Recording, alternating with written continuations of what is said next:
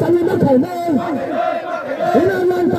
চালু না খায় না হাতে চাপাত চালু নাই হাতে চাপাত চালিয়ে খায় আর তলে তলে ফেলে যায় দল দল খাই ফেলে যায় চিকেন বেছে দল দল খাই ফেলে যায় শুনে হলে মারা গেছেন দল দল খাই ফেলে যায় আরে বিমান স্ক্রিপ্ট মারো নাই বিমান প্রবাসীদের অধিকার মারো নাই হাতে চাপাত চালিয়ে নাই হাতে চাপাত চালিয়ে খায় বিমান স্ক্রিপ্ট মেশিনারি মারো নাই যত পাবো সবাই বিমান স্ক্রিপ্ট মারো নাই বিমান স্ক্রিপ্ট মারো নাই হাতে চাপাত চালিয়ে নাই হাতে চাপাত চালিয়ে খায় বিমান স্ক্রিপ্ট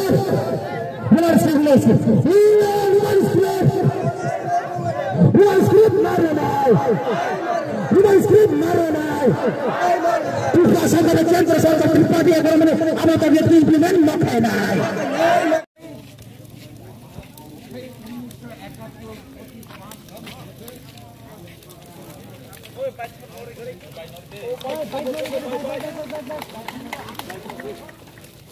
আরেকটা বিষয় বনটা ডেকেছিল প্রেস ব্রিফিং করে রামচন্দ্র ঘাটের বিধায়ক রঞ্জিত দেব বর্মা ত্রিপুরা সিভিল সোসাইটি থেকে, কিন্তু আমরা যদি দেখি উনি ত্রিপুরা মথারাবার যে রাজ্য বিজেপি সরকারের সাথে জোট সরকারে রয়েছেন, শরিক দল যদি বলি ওইখানে রয়েছেন, তো বনটা কি ত্রিপুরা মথা বা ত্রিপুরা ছাড়া মিলে রেখেছে নাকি?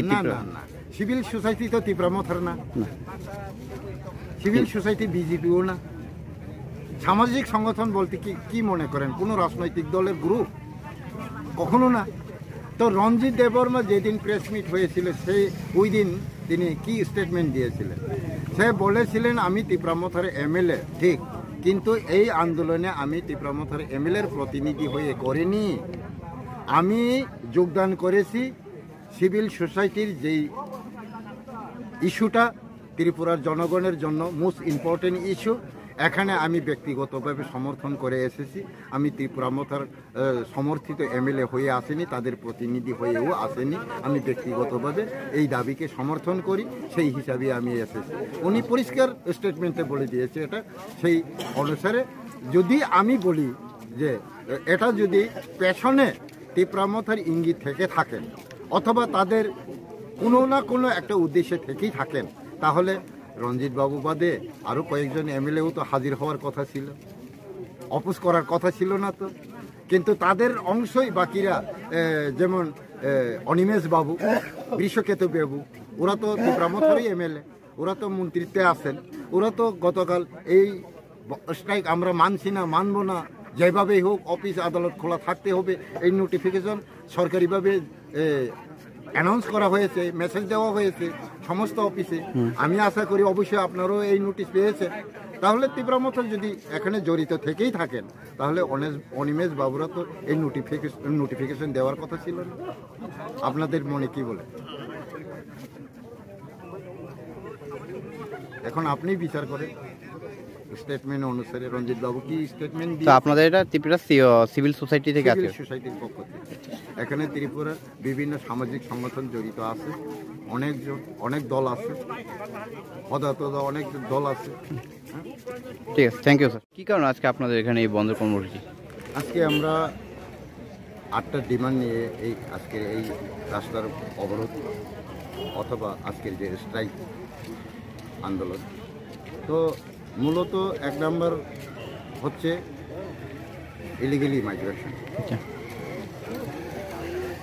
পরিষ্কার ভারত সরকার এই নোটিশ দিয়ে দিচ্ছে যে ভারতবর্ষে পাকিস্তানি, আফগানিস্তানি, বাংলাদেশি, মায়ানমার থেকে যারা এসেছেন অবৈধভাবে এসে এখানে নাগরিকত্ব নিয়ে রাখছেন, বসবাস করছেন, সরকারি সমস্ত ফেসিলিটি নিয়ে চলছেন, বুক করছেন, তাদেরকে আইডেন্টিফাই করে ডিটেইন করা এবং ডিপোর্ট করা। গত 19 মে 2025 এই নোটিফিকেশন ভারত সরকার দিয়েছিল এবং এই নোটিশে এটাও বলা আছে যে তার অ্যাকশন 1 মাসের ভিতরেই নেওয়া হোক।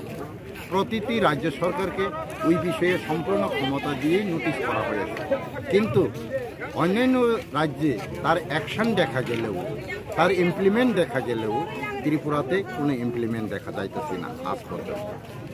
তো এইরকমই যদি চলতে থাকে, ত্রিপুরা সমস্ত জনগণ যত লক্ষ্যই হোক না কেন, তাদের গার্জিয়ান হইল ত্রিপুরা সরকার। সরকার হচ্ছে এই রাজ্যের জনগণের মাতা পিতা। ওরাই যদি বিদেশির হাতে নিজেদের প্রজাদের শোষণ শাসন করায় এবং অবৈধবাসীদের যদি প্রশ্রয় দিয়ে থাকেন, তাহলে এই রাজ্যের জনগণের অথবা এই রাজ্যের নাগরিকদের ভবিষ্যৎ কি হবে? এখনই যদি আমাদের অস্তিত্ব বিপন্ন প্রায়, তো এরকম যদি আরো 50টা বছর চলতে থাকে, এখানে ভূমিপুত্রদের অস্তিত্ব কি থাকবে? কাজেই প্রতিটি স্বাধীন রাষ্ট্রে প্রজাদের রক্ষার্থে, প্রজাদের উন্নয়নে, প্রজাদের সুবিধার্থের জন্য সংবিধান রচনা হয়ে থাকে এবং সেই মোতাবেক রাষ্ট্র পরিচালনা হয়ে থাকে। তো ভারতবর্ষের সংবিধানও যদি ভারতীয়দের রক্ষার জন্যই রচনা হয়ে থাকেন, কার্যকরী হয়ে থাকেন, তাহলে ভারতবাসীকে রক্ষা করা ভারত সরকারের প্রথম কর্তব্য না বিদেশিদের? আমি বলি না যে বিদেশিদের সমস্ত বিদেশিদের গুলি করে হত্যা করো, ওদেরও বাঁচার অধিকার আছে, কিন্তু তার অর্থ এই নয় যে ভারতবর্ষে এসে ভারতবর্ষের মালিক হয়ে যাওয়া। কিন্তু ত্রিপুরায় এমনও দেখা গেছে যে ও পার থেকে এসে অবৈধভাবে এসে নাগরিকত্ব নিয়েছেন, কিছুদিন পর বসবাস করার পর সমস্ত সরকারি ফ্যাসিলিটি নিয়েছেন, তারপরে নির্বাচনে প্রতিদ্বন্দ্বিতা করছেন, এরপরে উনি ত্রিপুরার শাসক হয়ে গেছেন। কি করে সম্ভব? কি করে হলো? সংবিধান কি বলছে আর কি চলছে, এটা ত্রিপুরাবাসী কখনো মেনে নেবে না। কিন্তু আজ পর্যন্ত যারা যারা মেনে চলছেন, তাদের পিছনে হাঁটছেন, আমি মনে করি ওদের নিশ্চয়ই কোনো না কোনো সংকট অবস্থাতেই আসেন, বসবাস করছেন, ফলে বাধ্যতামূলক ওদেরকে সমর্থন করতে হয়েছে আমি ধারণা করি। কারণ একজন ক্ষুধার্ত ব্যক্তি যে সে ক্ষুধার জন্য, নিজেকে বাঁচার জন্য ড্রেনের খাদ্য টুকে খাইতে বাধ্য হয়, লেবার গিরি করতে বাধ্য হয়, দাসত্বগিরি করতে বাধ্য হয়। একটা স্বাবলম্বী লোক এটা কখনো করে না। আমি মনে করি এত বছর ফাঁকি দিয়ে জনগণকে শোষণ শাসন করে, পার্সিলিটি করে, তারপরেও সরকারে নির্বাচিত হচ্ছেন, ওরাই সরকারে বারবার নির্বাচিত হয়ে সরকার গঠন করছেন। শুধু সরকারে যাওয়ার, এমএলএ মন্ত্রী হওয়ার প্রতিযোগিতা চলছেন। এখানের পাবলিকের দুঃখ গভীরভাবে চিন্তা করলে, আপনি যেহেতু মিডিয়ার কাজ করেন, আপনিও খুঁজে দেখেন, গ্রাস লেভেলে ঢুকে দেখেন, তাদের সাথে আলোচনা করে দেখেন, ওরা কত অসহায় হইলে পরে এরকম অপদার্থদের পিছনে হাঁটতে বাধ্য হয়, ওদেরকে বুথ দিয়ে নির্বাচিত করতে বাধ্য হয়। তো এরকম তো হওয়া ঠিক না। প্রথম নিজের দেশকে বাঁচাতে হবে, নিজের দেশের প্রজাকে বাঁচাতে হবে, জনগণকে বাঁচাতে হবে। জনগণকে রক্ষা করার পর আপনি যত লক্ষ্য অতিথি পালন করার ইচ্ছা থাকেন করেন, তাতে আমার কোনো দুঃখ নাই, কিন্তু প্রথমে তুমি ঘরের সন্তানকে বাঁচাতেই হবে। কিন্তু আজকে যে অবস্থা, আগামী দিনের ভারতীয়দের অবস্থা, ত্রিপুরাবাসীদের অবস্থা আরও করুণ অবস্থা হবে। এই করুণ অবস্থা থেকে অস্তিত্ব রক্ষার প্রশ্নে, আত্মনিয়ন্ত্রণ অধিকার রক্ষার প্রশ্নে, তাদের লাইফ সিকিউরিটির প্রশ্নে এই বেআইনি অনুপ্রবেশকারীদের চিহ্নিত করে পুশব্যাক করতে হয়, বিতরণ করতে হয়। এটা যদি না করেন, তাহলে ত্রিপুরাবাসীদের অস্তিত্ব ধ্বংস অনিবার্য। সেই ধ্বংসের হাত থেকে রক্ষা করার জন্য আমরা আপ্রাণ চেষ্টা করব। যদি আজকের যেই পন্থার প্রতি সরকারের কোনো নজর না রাখেন বা গুরুত্ব না দেন, তাহলে আগামী দিনে আরও বড় ধরনের আন্দোলনের পদক্ষেপ আমরা নিচ্ছি। আপনারা যেহেতু মিডিয়ায় জড়িত আছেন, সময় এবং পরিস্থিতি যখন আসবে সামনে, তখন সব খবর আপনারা পেয়ে যাবেন।